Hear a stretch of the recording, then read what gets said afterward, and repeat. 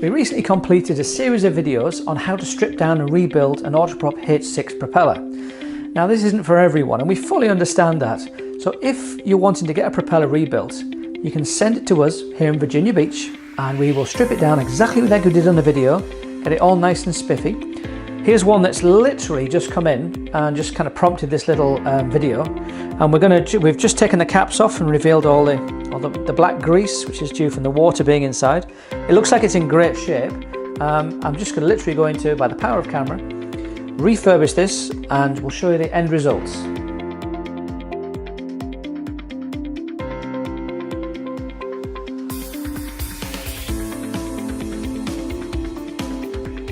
And there you have it, one serviced Autoprop H6 propeller, all back together.